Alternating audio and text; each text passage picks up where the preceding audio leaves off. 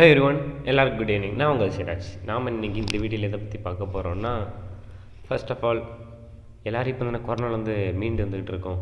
So இதே நேரத்தில் எல்லோரும் இப்போ தான் க்ரோ அப் ஆகிட்ருக்கோம். இதே நிலைமை நீடிச்சுன்னா ஒரு சீக்கிரத்தில் கொஞ்சம் நல்ல வெல்த் ஆகிடலாம், ஃபினான்ஷியலாகவோ எக்கனாமிக்கலாகவோ நல்லா வெல்த் ஆகிடலாம் அப்படின்னு நம்ம பிளான் பண்ணி வச்சுருப்போம். அது எல்லாம் நடக்கலை அப்படின்னு நான் உங்களுக்கு சொன்னால் என்ன ஆகும்? ஸோ அப்படி நடக்காது, பட் நடக்கிறதுக்கு வாய்ப்புகள் 0.5% இருக்குது. எப்படின்னா, கொரோனா மீண்டும் ஸ்ப்ரெட் ஆகுது.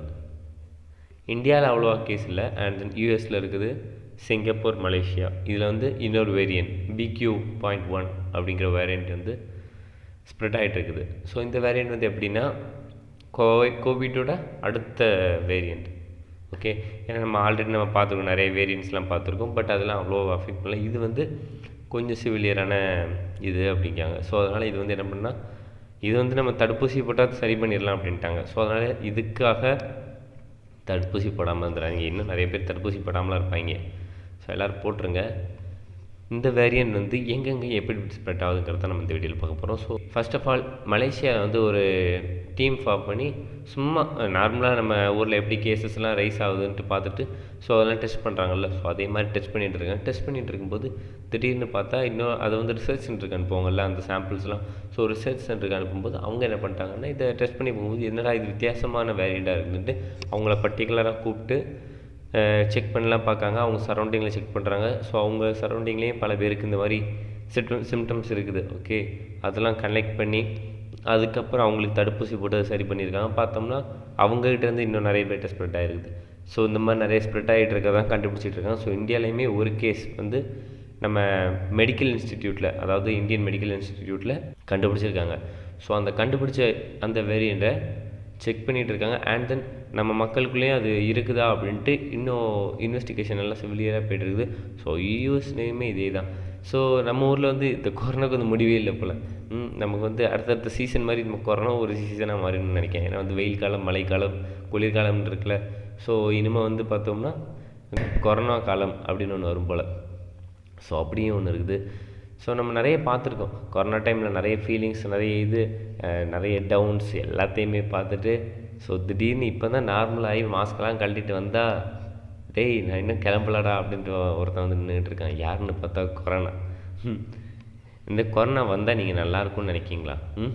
கண்டிப்பாக இருக்காது. யாருக்குமே அது பிடிக்காது.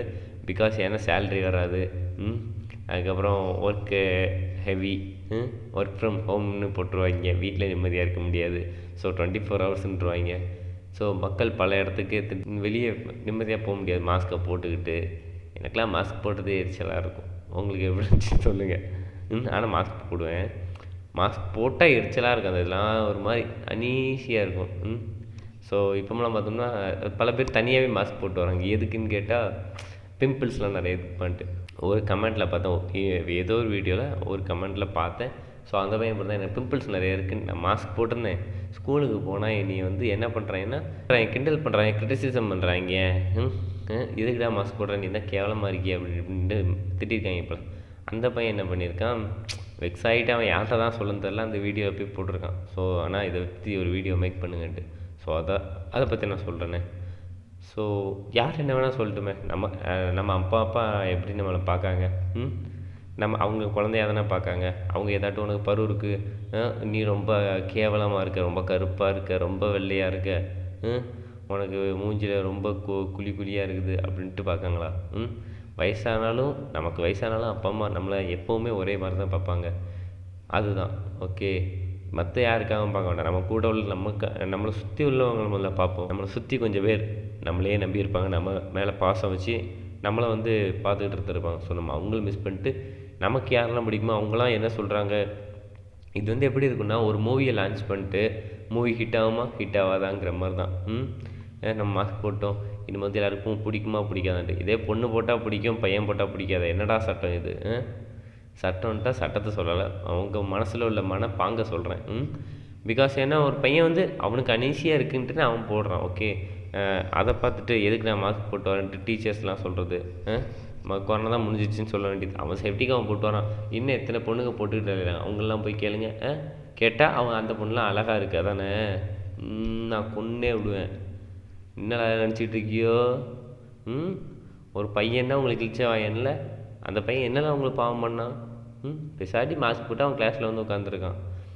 நான் நிறைய பேர் பார்த்துருக்கேன், நான் ரியல் லைஃப்லேயுமே நிறைய பேர் பார்த்துருக்கேன். பிகாஸ் அவங்க சொன்னது தான், எனக்கு பிம்பிள்ஸ் ரொம்ப இருக்குன்னா, ஸோ அதனால் நான் மாஸ்க் போட்டிருக்கேன் அப்படின்ட்டு நிறைய பேர் சொல்லுவாங்க.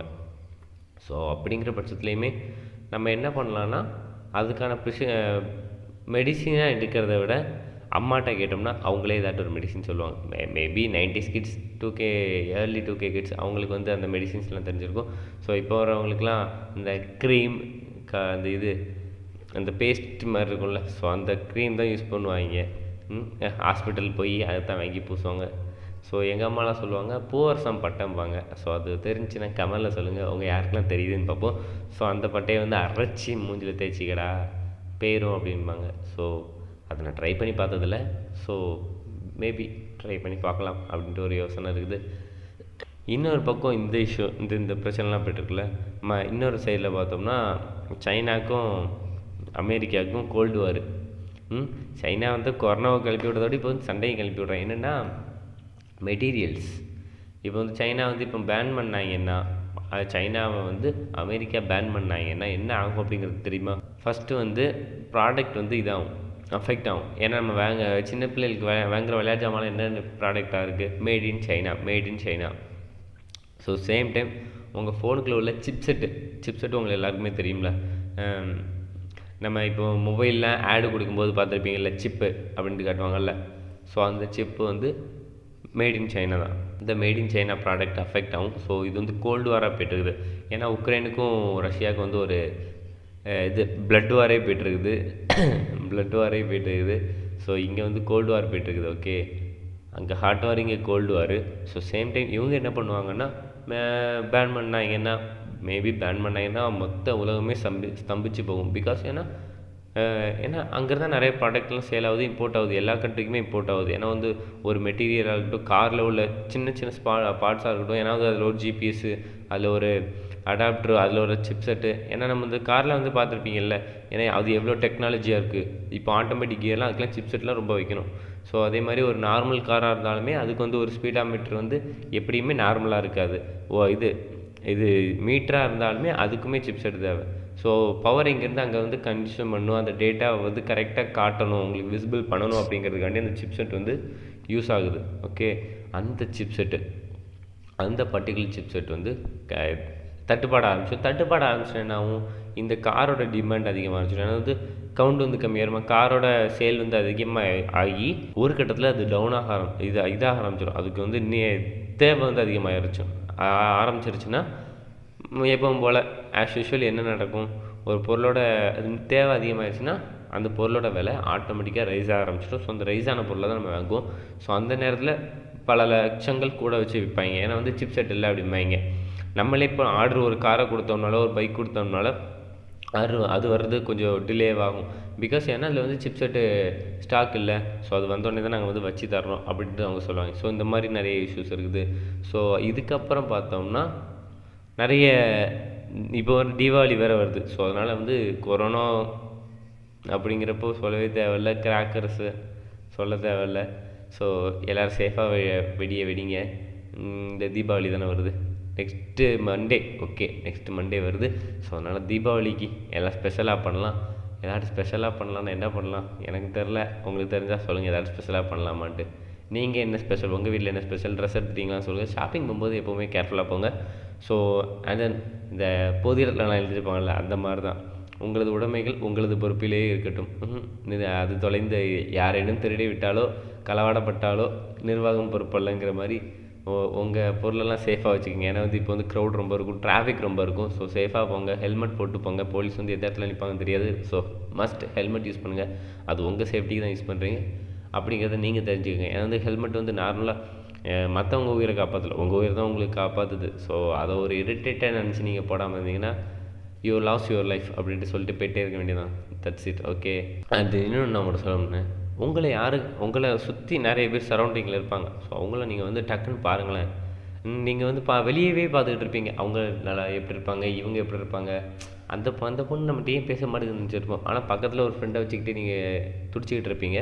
ஸோ அந்த ஃப்ரெண்டுக்கு உங்களை பற்றி எல்லாமே தெரியும். ஸோ அந்த ஃப்ரெண்டை நீங்கள் வாட்ச் பண்ணுங்கள். திருச்சி டம்ளம் படத்தில் வர்ற மாதிரி தான். ஸோ பக்கத்தில் உள்ளவங்கள பாருங்கள் என்றைக்குமே. ஏன்னா வந்து உங்கள் சரௌண்டிங்கில் உள்ளவங்க உங்களை பார்த்துக்கிட்டு இருப்பாங்க, எப்போவுமே உங்களை தான் பார்ப்பாங்க. ஏன்னா வந்து அவங்களுக்கு வந்து வேறு வழி இருக்கும், பட் வந்து உங்களை பிடிச்சிருக்கும், அதனால் உங்கள் சரௌண்டிங்கில் இருக்காங்க. அப்படிங்கிற பட்சத்தில் நீங்கள் அவங்கள விட்டு வெளியே எங்கேயோ போய் ஒரு அன்பை தேடுறீங்கன்னா it's very very very bad.